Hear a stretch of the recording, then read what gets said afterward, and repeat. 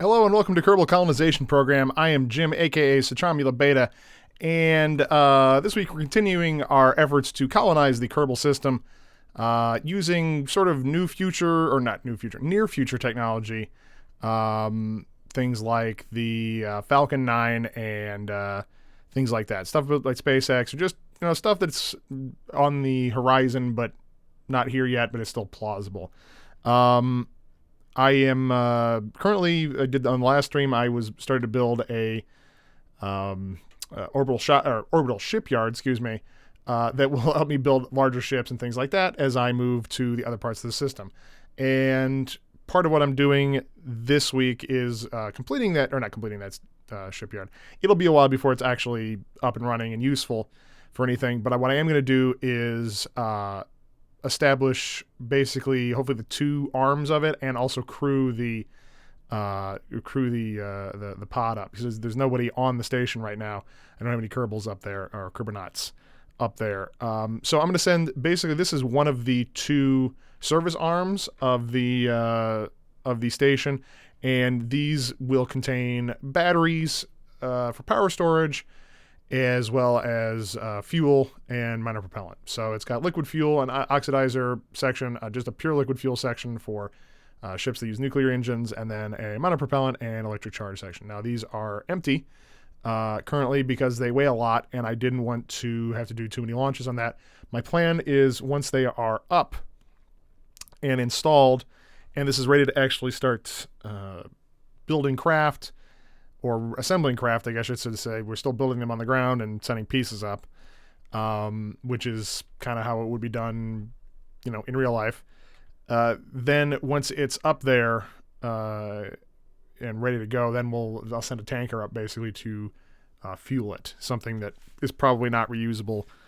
Just big fuel tanks to offload enough fuel to fill this thing up. So, but it does have a pretty good fuel capacity, and those are those are perfect for a station. They're not the greatest for actually putting a ship, honestly, but they do work. So, for some reason, there's a weird bug in Kerbal Space. Didn't want to detach that. Weird bug in Kerbal Space Program where sometimes it just loses your fairing. So, or it stops showing it. So I'm just going to rebuild that fairing. Same thing for this one. These are just this is just an interstage fairing between the first stage and the second stage. In a previous stream, I guess it's actually technically that one's on YouTube, but you can watch it if you wanted to. I do actually land this first stage. This is designed to work pretty much like the Falcon system. The big difference is the engines, but it works about the same. This is a smaller version of it, scaled down, because it's easier to get into orbit from Kerbin, yeah, than it is to get into orbit of Earth. So it's a smaller rocket. But so this is going to carry that up there, and I messed up. The reason I'm doing this is I wanted to actually crew the rocket first, but I messed up. Not rocket, but crew the station, and I didn't include a docking port on the part that's up there. At least a docking port that a regular ship can dock with. These are actually, it has construction docking ports on it for adding new parts, and those are great. They're actually super useful, but they're part of a mod, and apparently I didn't realize, I thought they worked just like regular docking ports, and that was the way it was, basically based on how it was described. That's how I thought that worked, and they don't. So you can't actually dock a regular docking port to it. You can dock another construction port, but not that. So I could send up a crewed vehicle with a construction port, but I don't want to do that. So this has the end, or the docking port on it basically, and it's going to help me get once that's plugged in, then we can crew up the station. I'll send up a little just a very simple crew capsule. I have one design that also works for the with this same system. The idea was to reuse this system as much as possible, so using the same parts over and over again, which is again what SpaceX is doing, what Blue Origin, some of those other ones are doing, and even the SLS, the shuttle launch system that NASA is building, it will use reusing parts. So this is set up for two. Both stages are reusable. This is based on one of the proposed ideas I saw for the Falcon 9's upper stage being reusable. I don't think this is actually the one that they were going to go with. There was another option for it. I think theirs was actually going to. So this basically, this second stage goes in, noses in. It has a heat shield at the top here, and it noses into the atmosphere, and then it actually lands with the heat shield down. It uses these Super Draco engines, scaled up Super Draco engines, to actually land at the very end.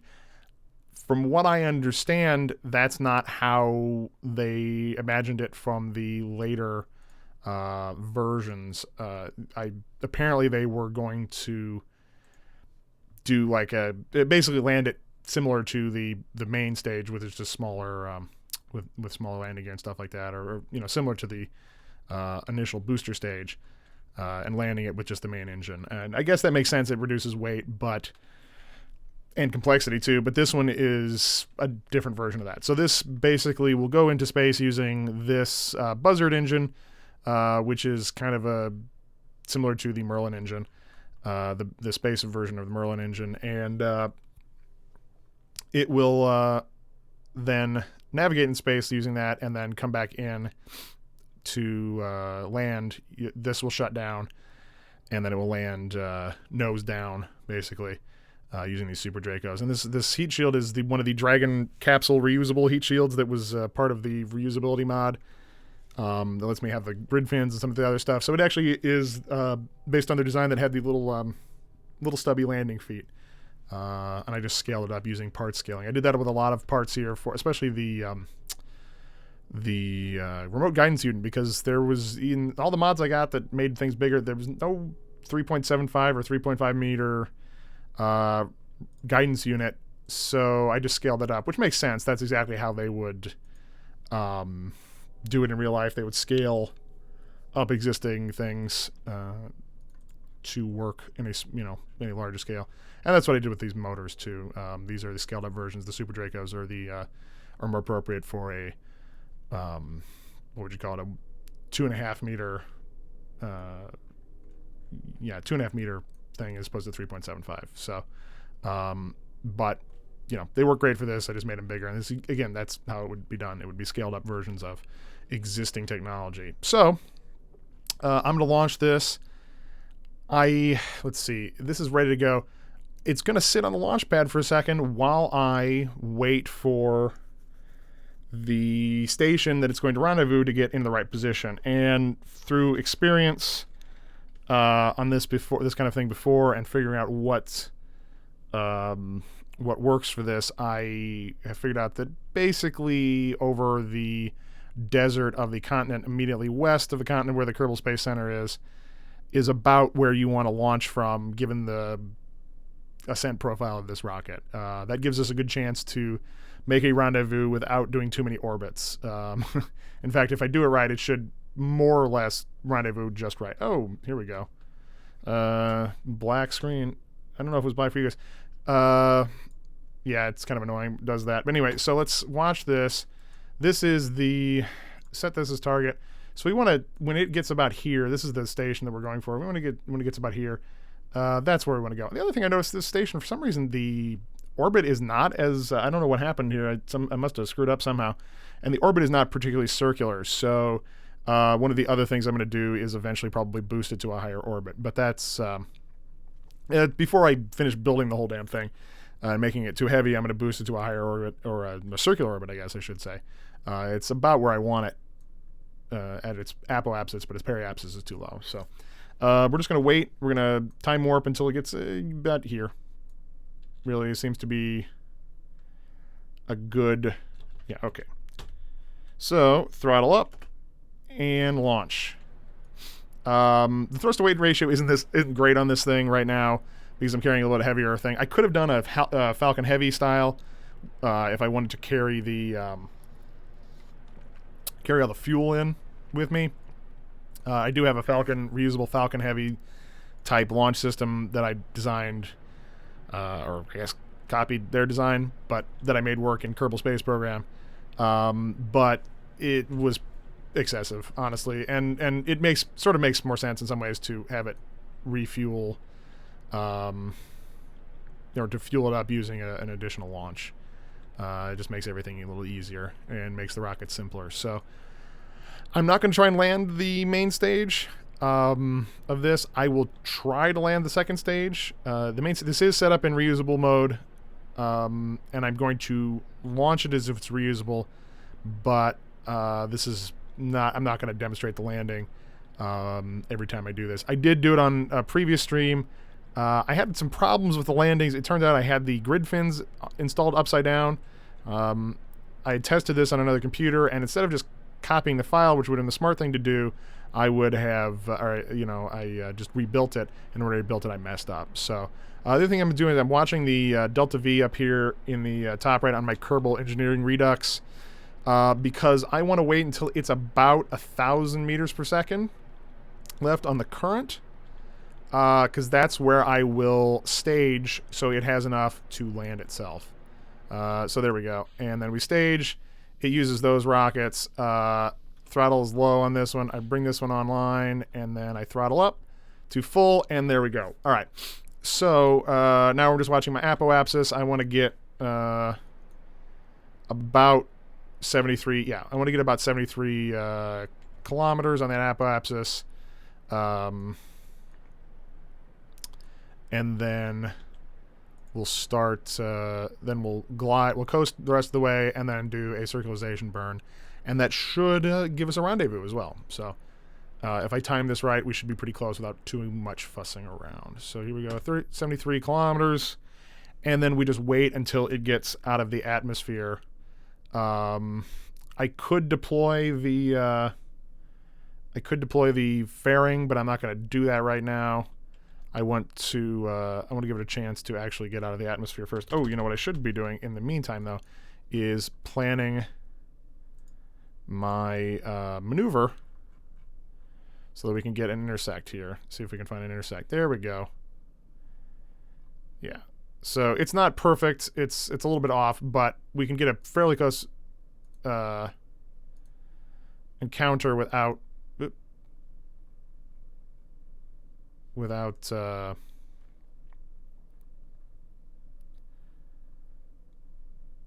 too much screwing around. And if I timed it a little bit better, I probably could get even closer. But let's see. So this isn't the most efficient. Oh, I hit the wrong button here. Oop, crap. Oh boy. Nope. Oh, when you leave map, there we go. Kind of messed up that burn, but we should be okay. We still got. I had a little extra hang time, so it may be a little off, but we can get there. And the other thing I'm gonna do is go ahead and deploy the fairing. Now we're out of the atmosphere, and then this will all burn up on its own. So do that. The other thing I noticed I messed up is I did not have any relay dishes on the station, which was a problem because I was using a remote guided system. So I need to have some more relay stations, which I've some relay antennas, which I have on there now,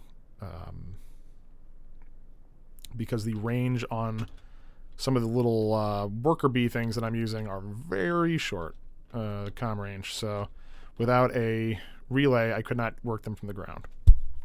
Oop. All right.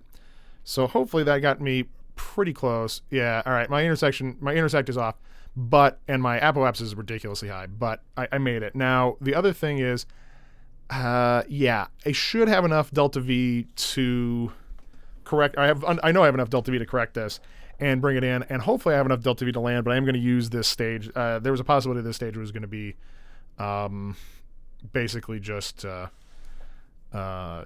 ditched because I had no. I've tried this once with reasonable success, but I didn't really know exactly what was going to happen. So I add a maneuver here. We need to do this and then adjust. And you can just play with the maneuver nodes until they give you what you want, or as close to what you want as possible. And I'm just basically tweaking. I don't know that this is going to make a landing, to be honest with you, but we'll give it a shot, just for the sake of getting close. Let's see, how much delta V is that using? 38, 39 basically meters per second of delta V, and then we've got another about just 700 or 690 meters per second. I'm gonna have to burn off another 100 something to slow it down and actually make the rendezvous. I did not get the most efficient rendezvous on this one, but I'll still make it. I just don't know if it has enough to land. It probably does, because I have enough monopropellant on this thing to deorbit it just with monopropellant, and then hopefully I can land it that way. But we're gonna do a quick throttle up here on this burn. Turn my RCS on. All right, that should be, yeah, 0.3 kilometers at 145 meters per second, 146 meters per second. So that's what I've got to worry about, is basically not coming in too hard when I get, or too hot when I get here. So, delete that maneuver. Yeah, 0.8 kilometers. That's close enough. So we're gonna warp there, set to target mode, and then retrograde on the target, because we're gonna want to burn off our velocity relative to our target, and then estimated burn 4 seconds. I have better time warp, and some of the other mods let me tell a little bit better how long I need to burn to actually burn off the difference in velocity. And I'm trying to turn right now. I got the RCS on. I got plenty of monopropellant, so I'm not worried about that. I'm actually going to overshoot a little bit, but that's okay. Yeah, see how fast I'm going compared to that? But I'm burning off fuel. The other thing is, it's a lot easier to do this in Kerbal Space Program than it is to do in real life, because you can throttle the rockets much easier and relight them easily. So, all right, so there we are. We're close enough, and then I'm going to reorient the rocket, and I do have solar panels on this truss here that I could put out, but I'm not gonna use them because I want to wait. But I'm going to get up to about 1 meter per second, and then relative to the target, and then we'll get close. And see, we're drifting a little bit, but it's not too bad.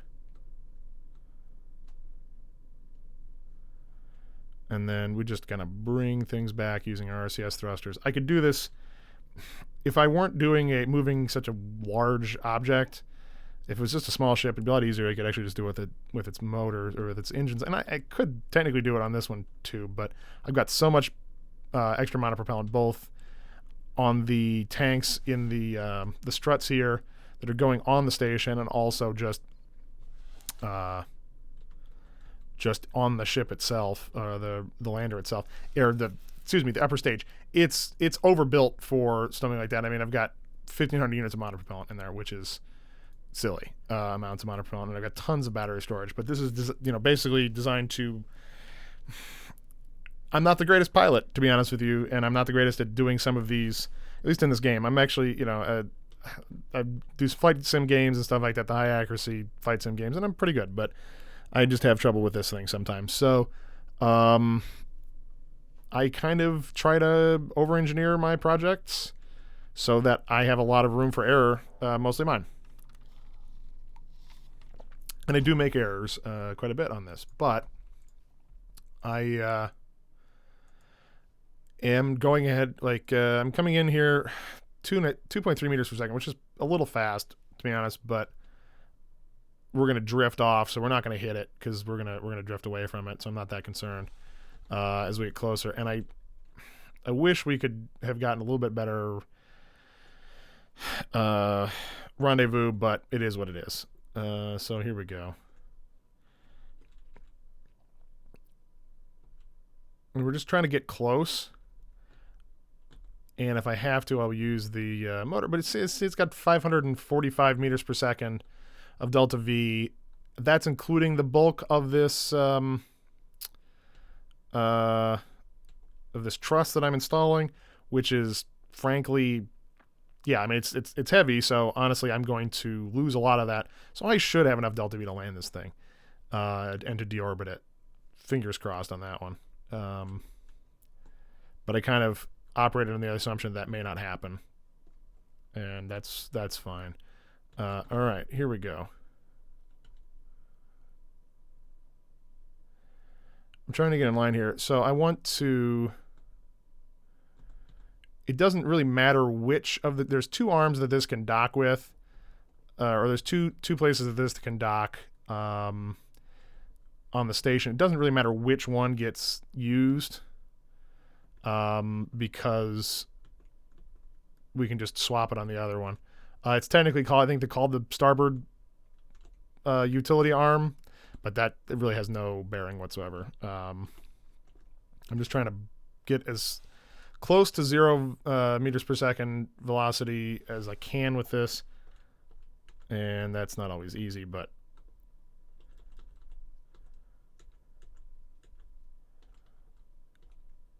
okay, it's good enough. 1 meter per second. So now the next thing I'm going to do is switch over to the other thing. Now I have my kind of orbital tug, space tug here. I want to control from here. No, I don't want to rename. I want to control from here, and then I want to release this, and then it's going to make me fly back a little bit, but that's okay. RCS and SAS on, and then what I want to do is reorient. I want to target this. Set as target, and then I want to orient towards it. I'm going to get my camera in the right mode as well. And then I'm going to basically maneuver myself and orient myself on this. And I want to be roughly vertical relative to the solar panels. So the solar panels I want to be on the top of this docking system, or this truss piece, because of how I'm going to attach other stuff to this. There won't be room. That basically, if I don't put them at the top, they will get in the way of other ships. So of the ships being constructed. So we're just maneuvering in here. I'm using RCS. This does have nuclear engine, so it has a ton of delta V, or comparatively large amounts of delta V. It's going to lose some when I connect, obviously, because I'm pulling a lot more weight, but it still has quite a bit of delta V, and especially fine for the amount we're going to do. And once it docks on here, I'll be able to connect the monopropellant to it, and I don't have to worry too much about having enough monopropellant, which is an issue sometimes. But so we're just coming in, trying to get aligned as best as possible. I think that's pretty good. Yeah, so we want to burn off our horizontal velocity, and then we're going to try and get basically right in there. And then we're going to slow up a little bit, because I want to check the alignment. That looks okay. I can turn on the docking alignment indicator. And yeah, we are running off now. A little bit here. Basically, we want to get the orange thing to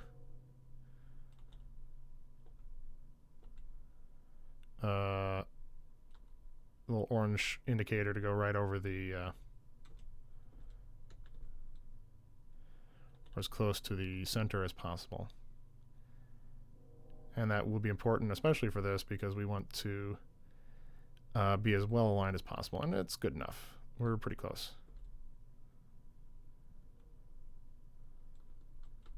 Oop.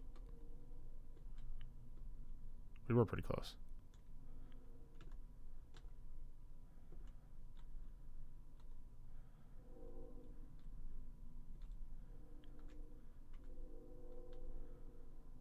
There we go. Okay.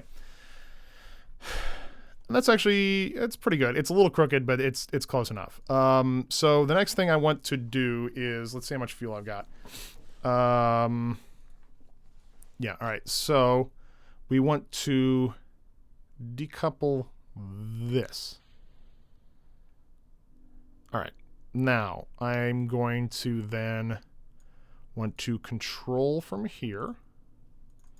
And this is a special docking port for docking with these octogirder things. And I hope this works right, because this is the first I have not actually done this mission yet. So I have been like kind of pre-running some of the stuff I've been doing, but I have not yet on this. So we're going to set a target, set this as a target, and then rotate towards it. And hope for the best. And hope I don't hit stage 2. It shouldn't. It should more or less rotate along its center line. And yeah, all right, cool. Get the camera back in locked mode. It's very helpful for docking to have your camera in locked mode, at least for me. There we go. Okay. No, nope. Hit the wrong button here.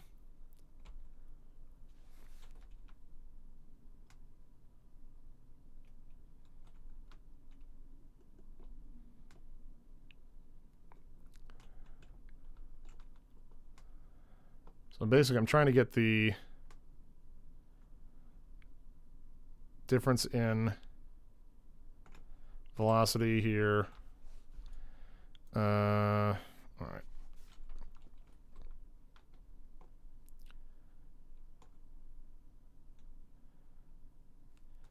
Let's see. I can switch the direction of. So the nice thing about this spacedock is these motors on here are actually the nuclear engines on here are actually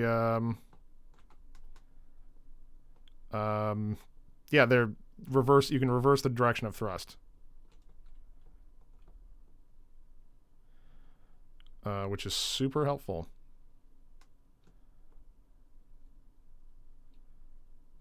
All right, come on. There we go. We're more or less locked on now. So now I can, we're moving away from it. I'm switching the direction of travel, and now we should move toward, we start to move towards it. Okay.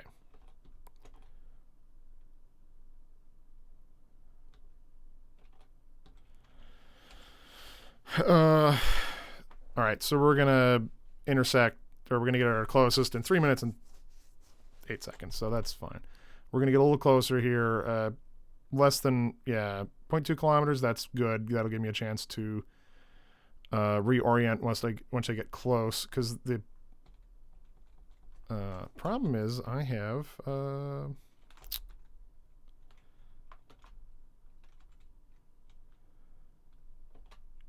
off a little velocity in relation to, let's see, all right, so go this way.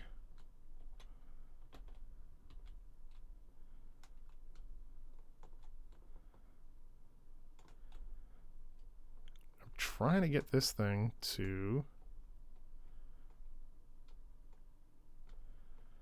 line up. Okay. So we're more or less headed directly to it. That's the way we want to go.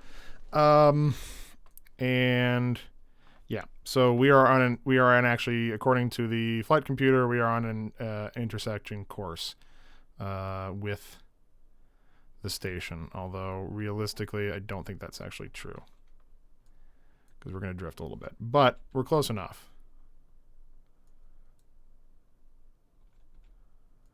All right.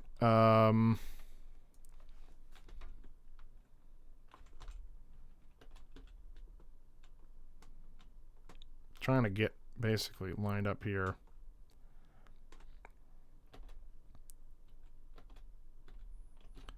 All right. Close enough to 0 meters per second. Okay, so we have to go for one of these two. So we're going to set that as the target. And hopefully this actually docks correctly. Like I said, I haven't actually used. All right, docking lights are on.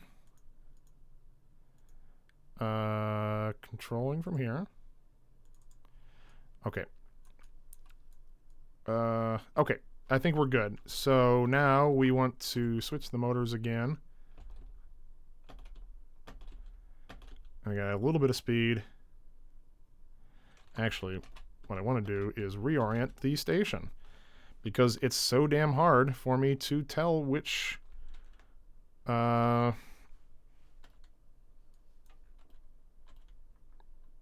port I want to go to. I want to have it orient itself. Alright, so it's this port. I'm going to control from here.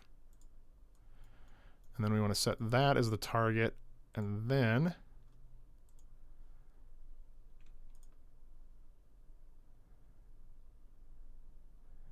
we want to orient it more or less like this. There we go. Okay. There. Now we're more or less lined up with the target. So switch back over here. Yeah, that's much better. We're lined up. We're on track. And we're going to go about, 0.5 meters per second on target for the, on track for that target. So we're doing good here.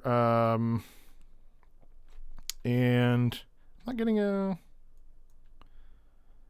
flight indicator, but the docking port indicator looks good. We'll have to do some minor adjustments, I think, once we get close. Got this on reverse thrust. Nope, I got on forward thrust. Okay. I fooled myself. Okay.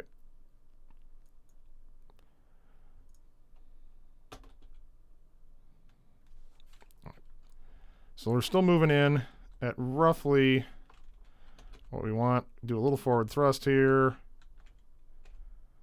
And then we are lined up pretty well.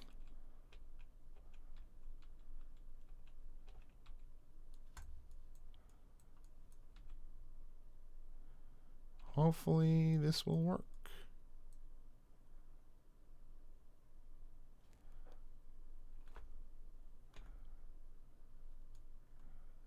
They won't just, it's supposed to snap, and they're supposed to, yeah,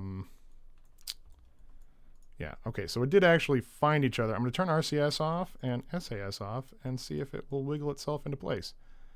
Actually, what I should do is switch over to this.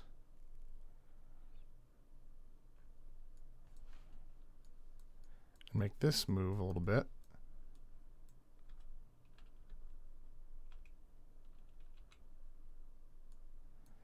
See if I can't.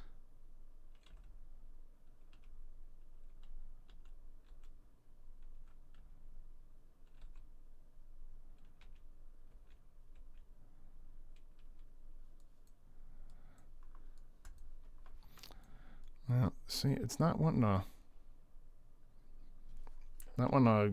lock in, and it. Here we go. Okay. Oh. The game is freezing. We did it. Okay, great. Fantastic. So that's part one of getting this thing going. Now, let's see. Extend the solar panels. Extend the solar panels. Extend the solar panels. There we go. All right. Now we have half the power generation for this for the station. It doesn't have a lot of power generation because it really doesn't need it. It's not doing science experiments or anything like that. It is just a place to store and assemble a ship. It does actually have an itinerant service container from one of the mods that lets it. That this actually has a built-in radiothermoelectric generator, an RTG, inside that provides some power. So that's actually helpful too for long durations. But now it's ready to go. And we got RCS turned off. All right, so that can actually, what I want to do is, this can just kind of clamp on anywhere. So I'm going to control from here again. And then release this. The reason I'm doing that is so that I have...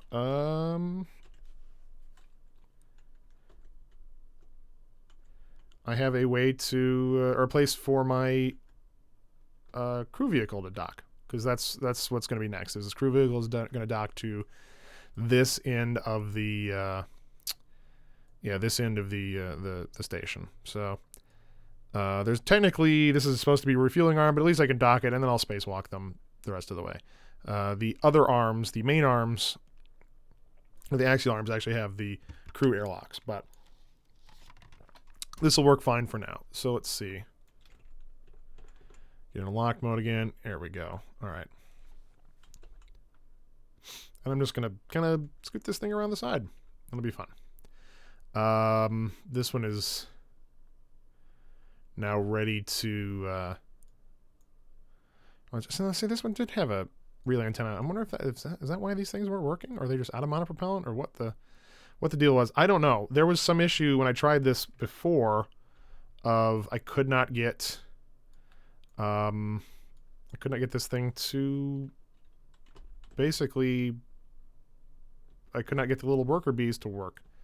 And I'm not sure what the deal was, whether they ran out of electrical power or they couldn't communicate. I'm not sure, and maybe they actually require a human person to be in the cockpit. I'm not sure. I used them once before and didn't seem to have too much issue, but that's the problem with using mods. There's a lot of a learning curve on these. A lot of the stuff is very similar, but this is actually, these little drone things are kind of different than everything else. So, all right, there we go. So this has claws on it, and it's just going to clamp itself onto the side.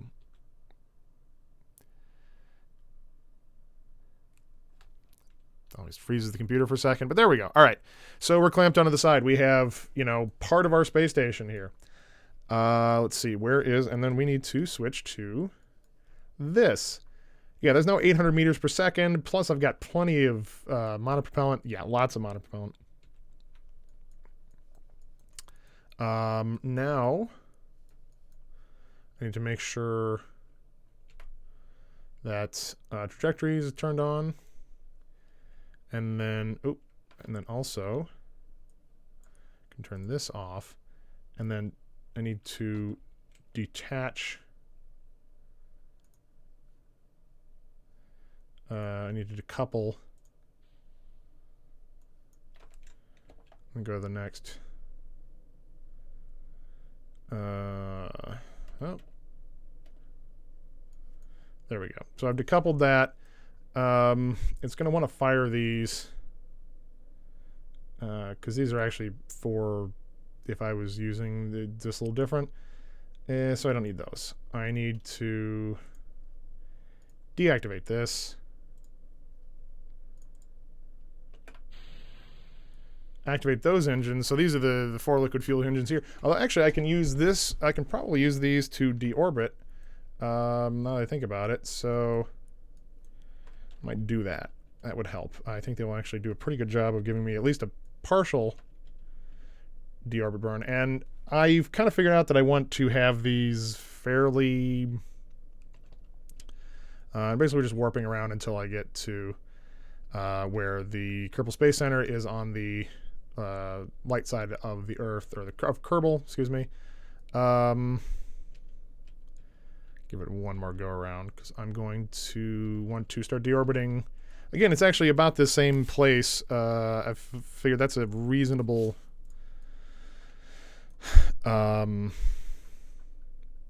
reasonable burn there. So let's see. And I've got to, the one thing I've got to do is adjust my inclination a little bit to get,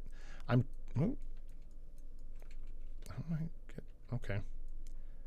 Not sure what just happened there. All right, so I want to adjust my inclination just a little bit so I can get to the, I can get right on the Kerbal Space Center.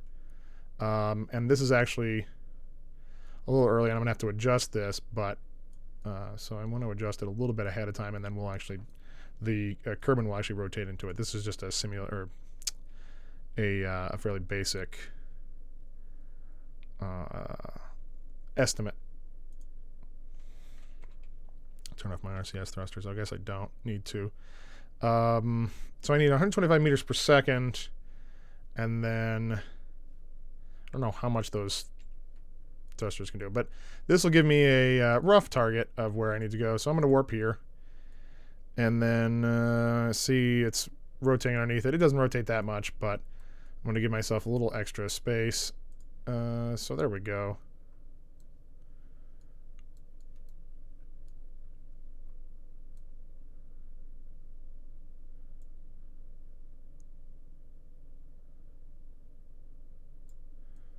All right, so I'm going to overshoot it a little bit, aim for overshooting a little bit.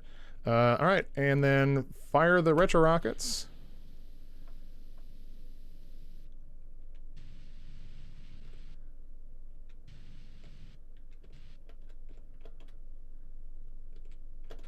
Fire these, and we'll see if that is enough to, in fact,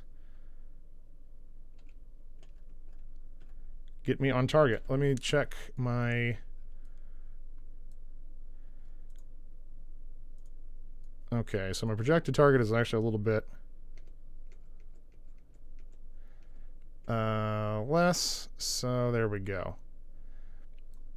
I'm going in prograde, and then you know what, actually I should aim for a little bit past it, because the air brakes on here are going to slow me down. Yeah, see, it actually changed the landings, but just by deploying the air brakes, the grid fins specifically. So I'm going to aim a little bit ahead, because I'm not going to brake all that much. I'm not going to have the grid fins the whole time. So yeah, let's see here. Oh, come on.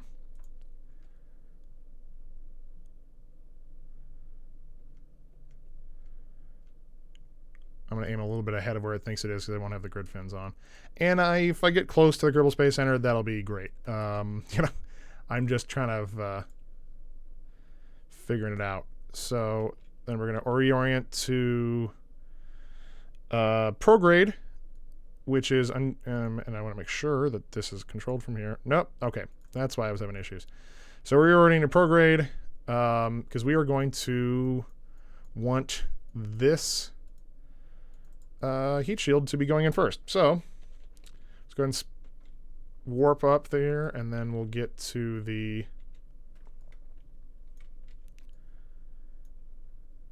oh, it has me really undershooting it. Crap. All right.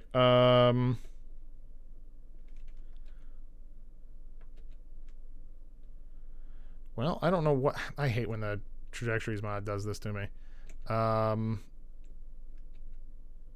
All right, it looks like it's okay. It'll be close.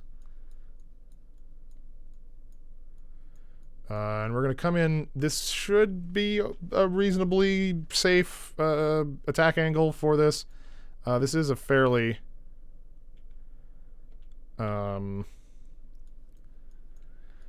fairly shallow angle, and it does have quite a bit of heat shield. The thing I'm concerned about are the liquid engines. So I'm going to kind of keep rotating. So nothing sits too far. All right, so I'm going to deploy the grid fins, because I'm starting to lose control here. This will also slow us down a bit. All right, close the grid fins up again.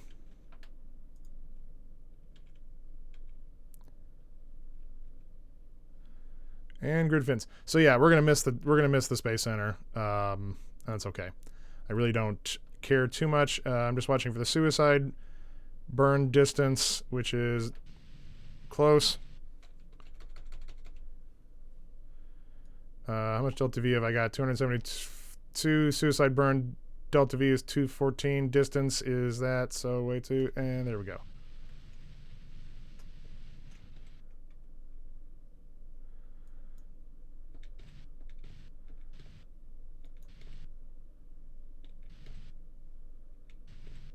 Come on. Oh, it flipped. All right. Well, it fell, but we made it down. So this is the second stage reusable thing, and we will go ahead and recover this vessel.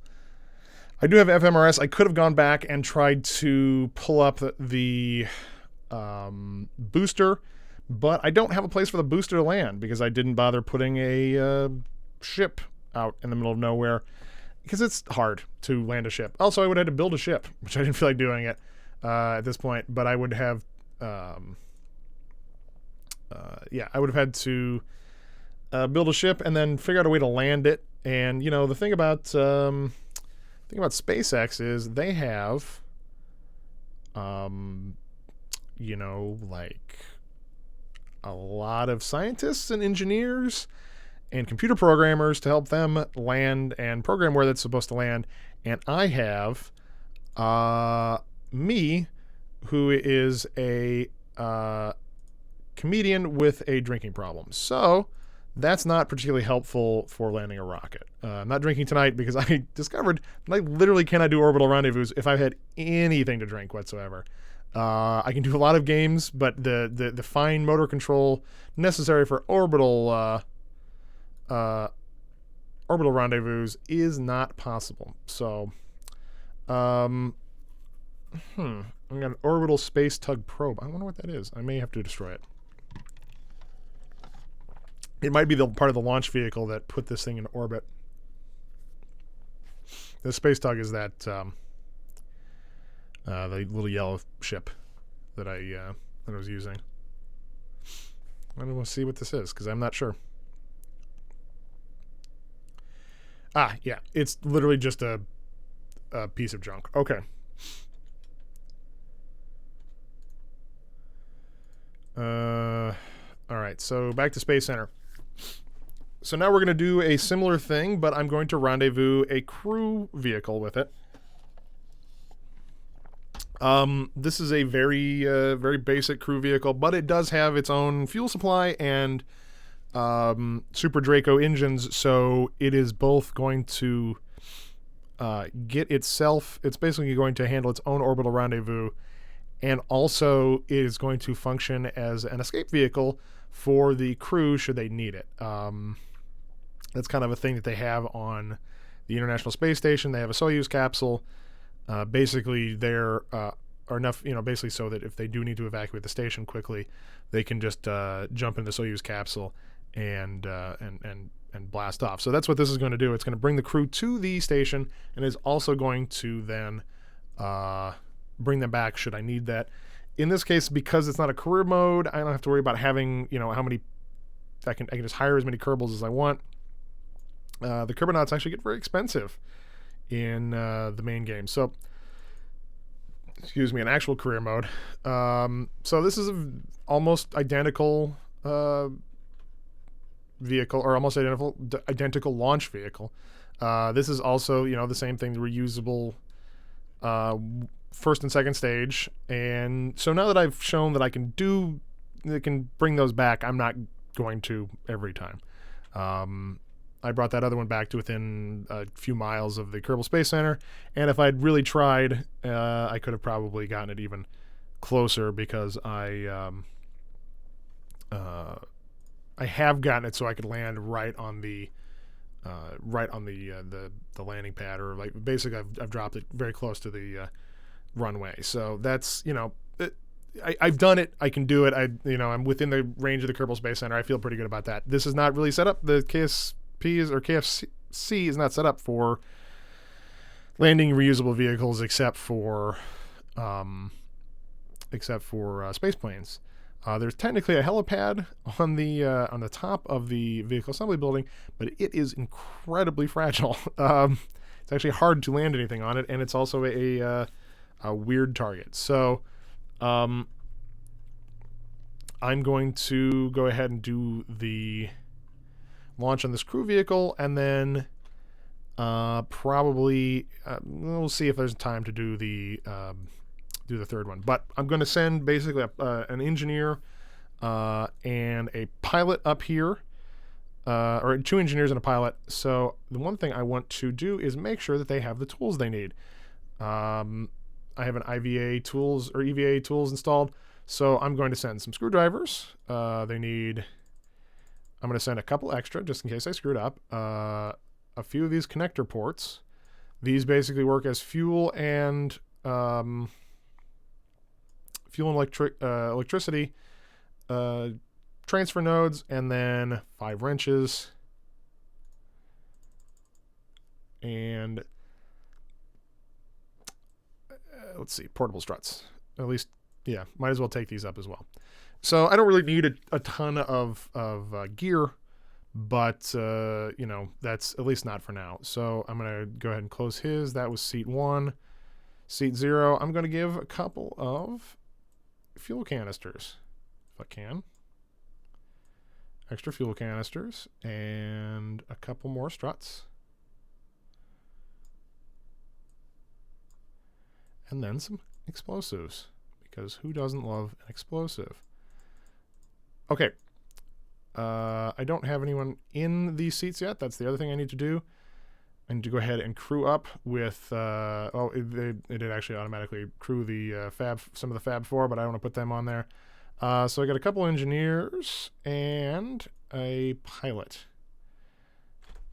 And that's really all we need for that. The pilot, it does have automated return system abilities because it does have a probe core hidden inside the fuel tank area. The one thing I realized it doesn't have is a comms array or a way to generate power. So that's something I'm going to actually install right now. I'm thinking about it. I remembered I didn't do that before, or I thought about it before, and then I forgot to redo it again. So 3x2 photovoltaic panels. Let's make sure that yeah, that's reasonably good clearance there. All right. So I've got a photovoltaic panel, and then I will also add over here a communications array, your basic Communotron system. So one of these down here. So extend that, make sure that. So yeah, so that'll be, it doesn't have to be symmetrical or even make a lot of sense because we're flying in space. So that's plenty of power. So this thing could basically function as a life pod. Either catch off from the station and go immediately back to Kerbin, or to actually work as a little bit of a life raft until it's such time that it can get a more advantageous landing or something like that. So that's the idea. Obviously, in Kerbal Space Program, you don't have to do it, but you know, we're trying to do things that are sort of vaguely realistic. And this has way more delta V than it needs to get up into orbit. The Type 7 is actually overpowered for what I'm doing, but I don't want to... I do have a Type 3, which is the smaller vehicle, and it's the same kind of reusable vehicle, and I call them a Type 7 and Type 3 because that's how many engines the main booster stage has. Just like the Falcon 9 has 9 boosters, this has 7 boosters, or 7 engines, excuse me, in the main booster. Which I think you can see here. Yeah, so there's a cluster of 7 engines here. The other thing I did if you look at the previous stream, I made some changes. Aside from fixing the grid fins, I also moved the batteries and the reaction wheels down to the bottom of the rocket because I wanted to make sure everything is as bottom heavy as I could possibly make it, because that makes it easier to land. You know, you don't want it to be top heavy. All the fuel would basically drain from the top first. And then that way the bottom, like all the fuel will be in the bottom tank, and then all of the weight of the batteries and stuff like that, which doesn't really change, will be down here in the bottom as well, and make it easier to land and keep this thing in the orientation I want. So enough talking. Let's make some exploding rockets, possibly. Let's see. Just waiting for Kerbal Space Program to load. And we're going to have to do the same thing where we try and time the rendezvous as well as possible. I probably went a little too early on that one because of how high I had to set my apoapsis to find another rendezvous. So I'm going to wait a little bit longer till it's on the other side of that desert. on the far side of this desert, basically right about here for that station. So we'll give it one more go around. Obviously, this would be something that you would plan ahead of time, so you didn't have people just waiting. But you know, I'm doing it the fun way. All right, so I'm gonna wait till it gets about here, and there we go. All right, oop. Throttle up and launch. Yeah, so this is, again, a Falcon. This is kind of an ugly looking rocket. I kind of did this one fast and dirty just because I wanted a crew vehicle. I realized I didn't have an appropriate crew vehicle for this. I'd been working on some space planes, and those are great, but honestly, those are not, those are probably not what you would use in the early stage of something like this. We would probably use reusable rockets and potentially reusable capsules, but the space planes are immensely more complicated in many ways than even just reusable rockets. So, for various reasons.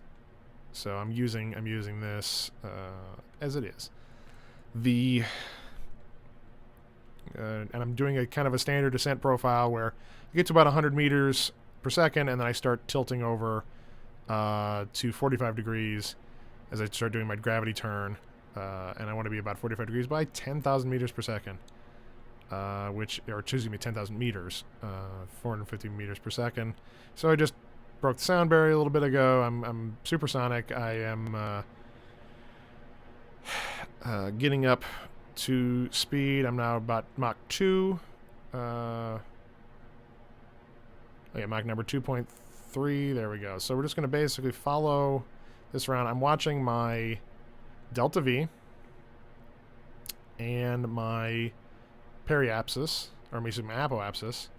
So once the delta V gets to about 1,000, like I said, we want to cut engines and stage, and then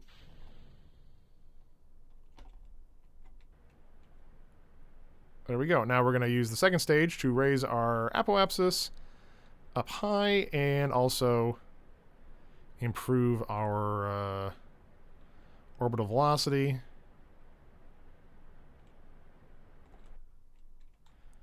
That's good. Now, that gets up there, and then we will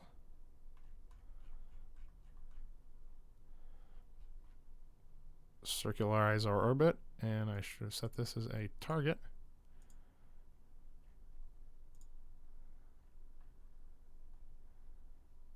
And there we got, I had one. I had a second encounter there.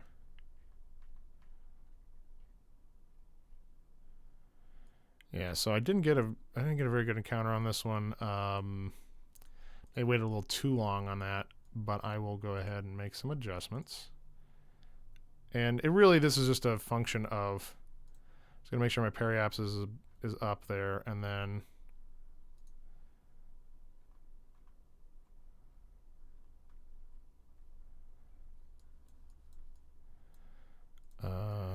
don't want to get my apoapsis too high. I think I kind of undershot here.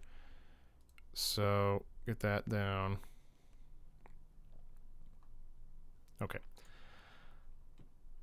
And we are close. All right, so I'm going to then get this. I need 1,000 meters per second. I've got 2,000 meters, over 2,500 meters per second, so plenty of delta V to get into a circularized orbit. Hit that thruster one more time. This is also plenty of delta V to deorbit and land it. I had way less when I landed the last one. So this thing has got plenty to do its thing. So that's no problem.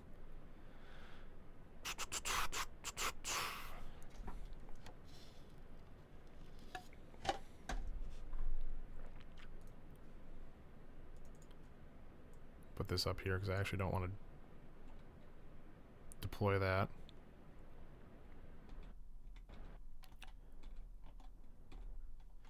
Okay. I mean, we're in orbit. Oh, no, we're not. There we go.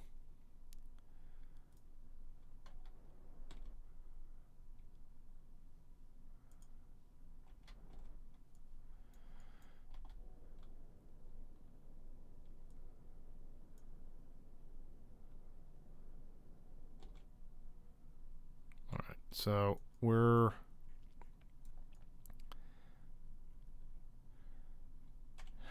Yeah, I'm ahead of it again, and I need to... So I'm going to plan a maneuver and see what I can do to get a second...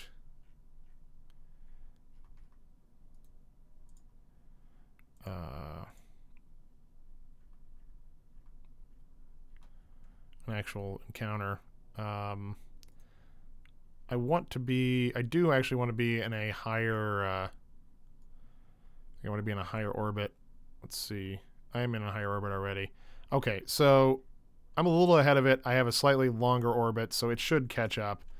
I may have to do a few more orbits than I wanted to, but that's okay.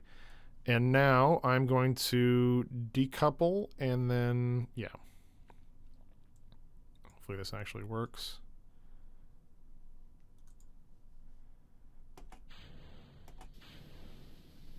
Decouple, damn it.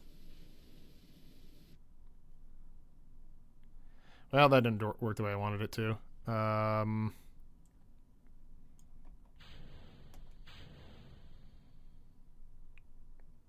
was interesting. But my... Okay, I'm still safely in orbit. I didn't lose that much. So, in the meantime, I will extend the solar panel and extend the antenna. And there we go. All right, so we have a functional command pod that can easily handle the time in orbit we need to catch up with the other thing. So let's warp around once, and it's 212 kilometers at the intersect. I want to make sure it goes down. Okay, it does go down 144. 75. I should.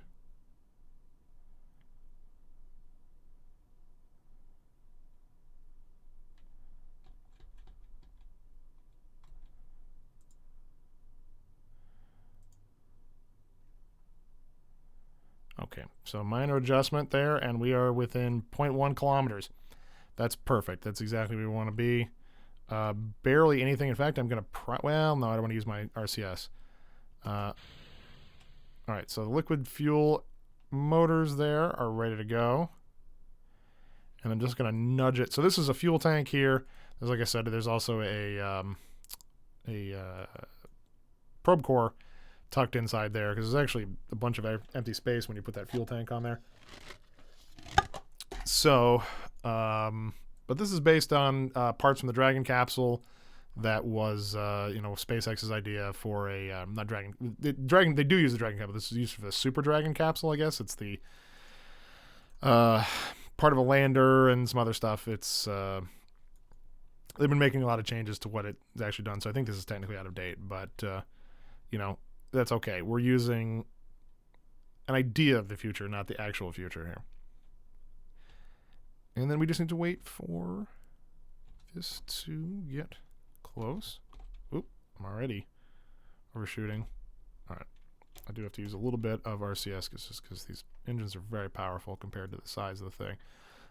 Which just comes in handy because they're actually designed to land it. It does have enough thrust to weight ratio to come in without parachutes. The parachutes are there as a backup, basically, if I do not have enough Delta V. But I should have plenty of Delta V to dock, because I'm coming in within... I have to burn... Yeah, I would say... What's my current Delta V? 753 meters per second. And I need to burn off about 40 when I get close. So yeah, I'm actually exactly where I want to be. So it worked out. Some debris and stuff there, and also possibly part of...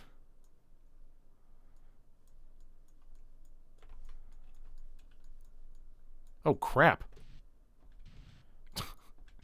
Damn near hit the space station. I wasn't paying close enough attention. All right, so that is the...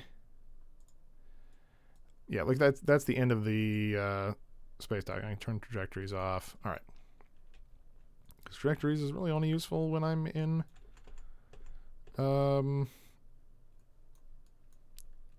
going into an atmosphere. Let's see here. And I want to kind of go, yeah, all right. So I'm going the way I want, more or less. And then we'll swing around. Yeah, okay. So I do have it lined up. Weird, but acceptable. Docking connector. There we go. All right. Set as target.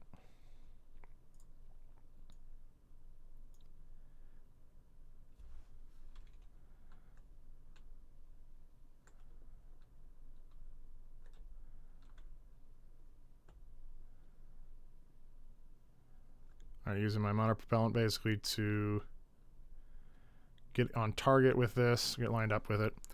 Damn near lost my mouse. And I'm going to use physics warp here.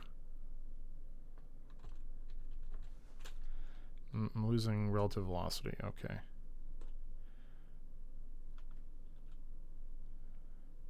All right, so I'm going to warp to save myself time. Oh, I'm losing light. Well, that's fun.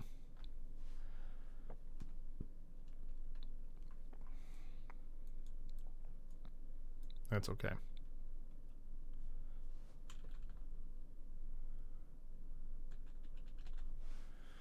I want to open the docking port.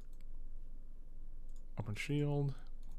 Control from here too, just to give it accurate readings. I can go ahead and open my docking port alignment indicator.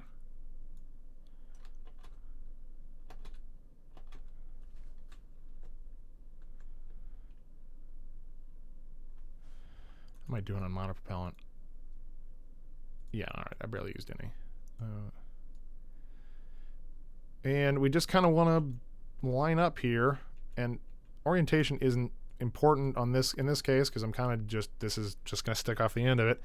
And eventually I will have an actual airlock for these guys, or a place to properly dock with the station, but that's not yet. All right.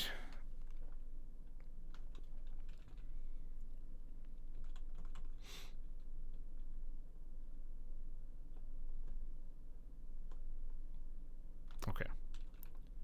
Cool.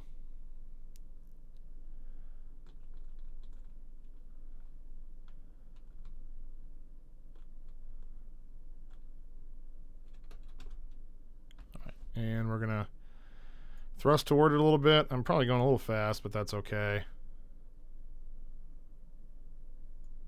Still going less than 1 meter per second. And then just gotta kind of line up target there, burning off a little excess speed.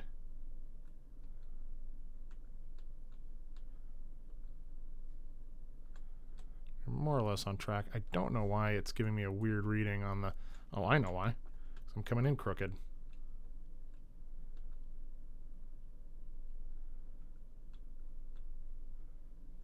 That was me, not the machine. The machine was doing it right. Okay. Good enough. Just gonna readjust here. It's using 3 RCS thrusters, so it's not quite as good at maneuvering as it probably could be if I spaced them out a little bit better, but I want them to look good on this. Look good on this capsule. So I put a little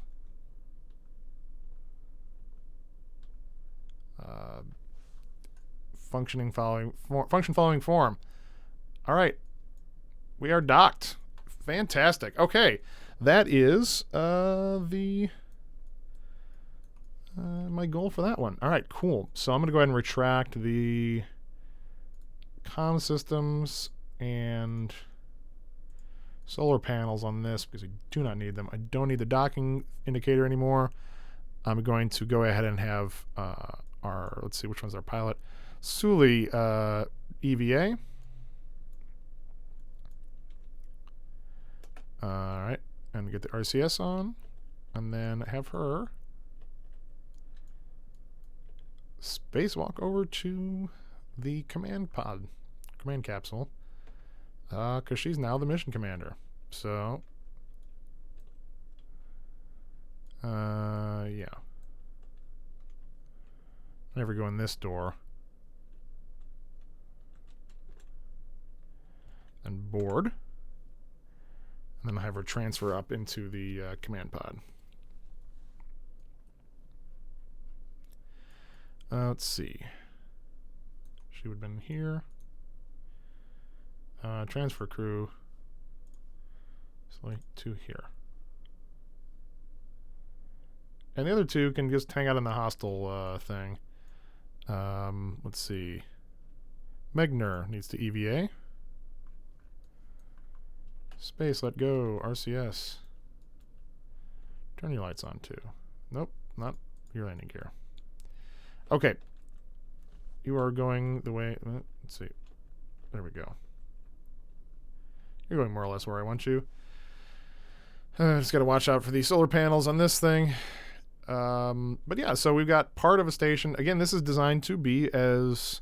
It's similar in idea to how a real space station would be built, hopefully. Come on, get in there. Close. F grab. B board. Okay. And we need to transfer one more Kerbin.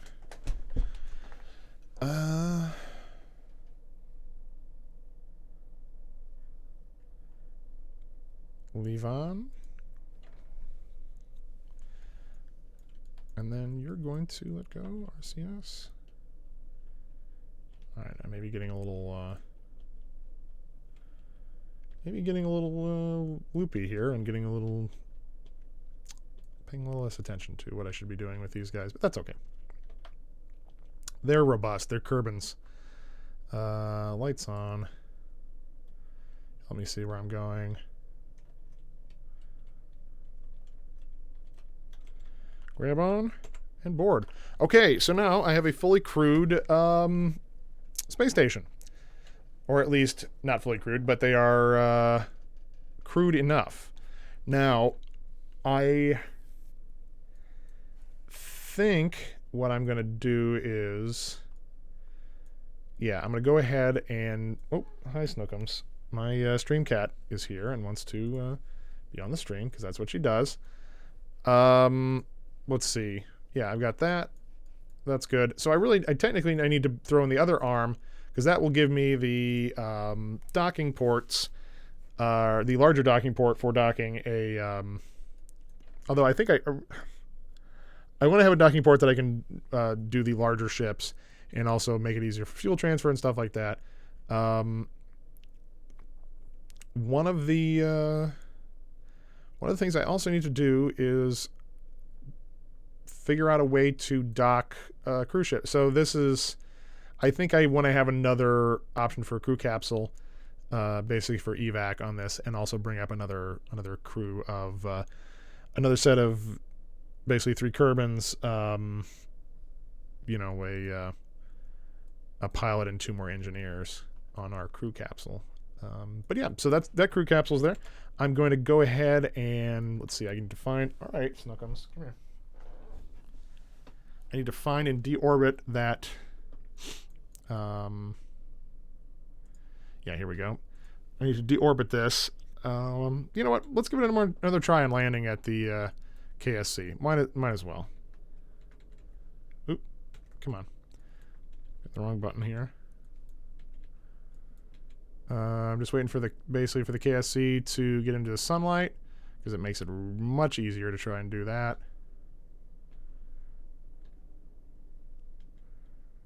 There we go. All right, so I want to set the brakes so it has an idea of what the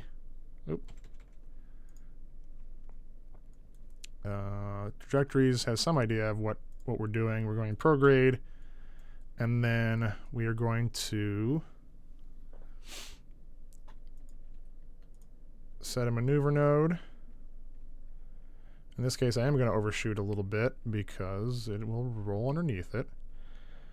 And so it does have some problems with the fluid dynamics, and the aerodynamic system in this game isn't perfect either. But we're going to shut this down. Shut down engine. The solid fuel boosters have already done their thing. And so we can activate these engines now.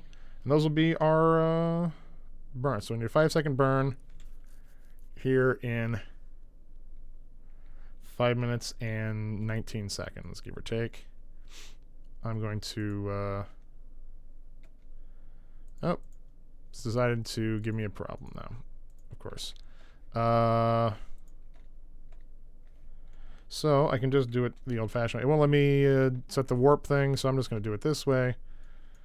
And go ahead and get within a minute or so of it. That's good enough. See where we're at comparatively. Yeah, so let's see. A little bit more aggressive on the burn. Should put us more or less on target. And yeah, and actually I don't have to adjust my inclination as much on this one. So we're aiming for an overshoot. I can fire the engines a little bit. I've got, how much? Yeah, 1,500 meters per second of delta V. That's plenty. I can fire the engine some, and then that will give me a, help me slow down a little bit. I can do that. So let's go ahead and get to the deorbit burn. Oh, you know what? Crap. We need to be pointing prograde.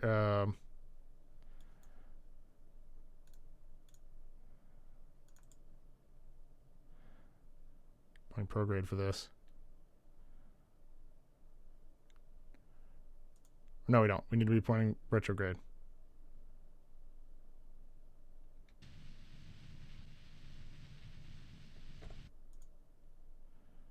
I screwed up there.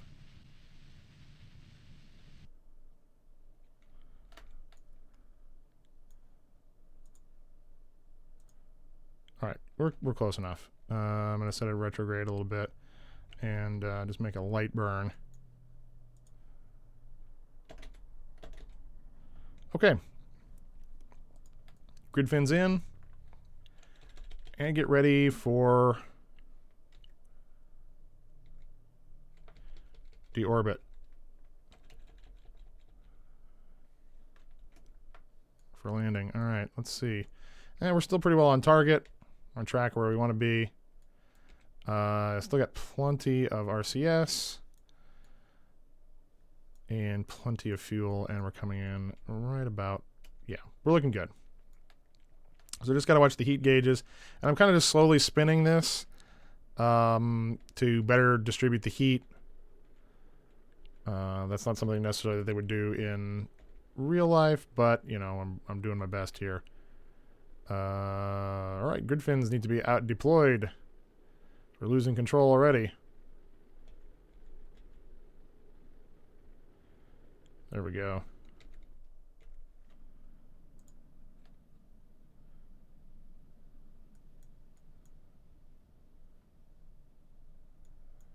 So I'm going to undershoot again. Not as bad this time. Suicide burn distance. Gear down.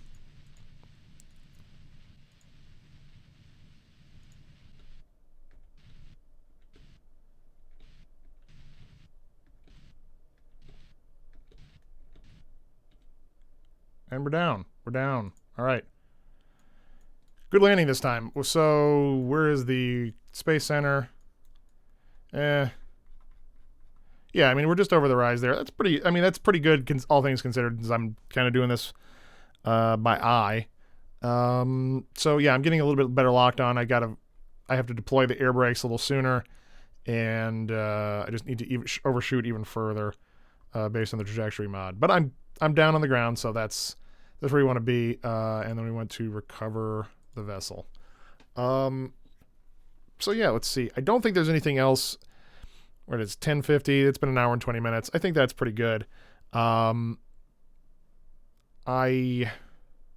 May do that second arm off stream, just because that is kind of repetitive and boring. And there's not much on the second arm, again, other than a docking port. So what I will probably do next, though, is work on a fuel ship of some kind to actually refuel the orbital space dock, and that will also be the one I use to basically ferry fuel up to the transfer station. I'm going to build a transfer station as well that will basically be the place where people disembark later on, where people disembark onto missions out in the larger system. It's easy to do direct missions to the Mun and Minimus, but for Duna and things like that, a ship launched from Kerbin can make it there, but realistically, efficiency-wise and expense-wise, it's better to build the ship in space and then send it that way. So that's what I'm going to do. I'm going to build the ships in space, but the next thing I'm probably going to do is actually start working on deploying my Minimus base and Minimus station, because in terms of the next place to colonize that's easy, Minimus is actually in many ways superior to the moon. It's easy to get on and off of. It's a great place. It has a nice flat area. There's a great place to set up a refueling base. So I will have, I've already designed the modules to send up there, but I'm going to send a core and a couple of refueling systems, and then it will have docking ports, not docking ports, but basically the Kerbal attachment system ports in a place that I can land ships. I can land, either a shuttle that would carry ore up to orbit to be processed, or just a ship that is just a fuel tanker. It's pretty easy to get. You don't need a lot of Delta V to get off of Minimus, and it's fairly forgiving. So I will basically use that to ferry fuel up and back and forth, and then Minimus will be the place where I fuel my ships up to actually go to deeper into the system, and either they'll go by themselves and fuel up, or I'll pick up passengers and then take them to fuel at Minimus, because it only takes about 900 to 1,000 meters per second of Delta V to get out of Kerbin orbit and into a Minimus encounter in orbit, and then so that's not that much, and then from there it's easy to then launch off into further. It's easy to escape Minimus and launch to a further, going off to Duna or something like that, which would probably be the target for this will be Minimus, the Mun, Duna, and specifically Lathe. Lathe being the most obvious place to actually try and build a colony, because it's got water on it, and liquid water, and it has an oxygen atmosphere. Apparently you can't breathe it. According to what it says, it probably has some sort of salts or something like that is causing it so you can't breathe it, is from what I've read based on the theories on it. But it is a place that is comfortable enough for your Kerbal life, so that's probably the place to do it. But it's a far away, and that's a big mission to send somebody all the way out to the Joule system. That's a long way, so I'm gonna have to build a big ship that can carry people and all the stuff they need, and probably send a base, a small crew, and a habitation system or habitation setup ahead of time, and a crew to set that up so that the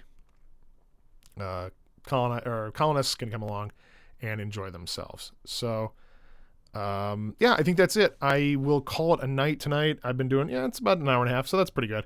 And I'll be back next week. Like I said, I may just go ahead and cut off doing that one arm, because it's kind of boring to watch me do the same thing again.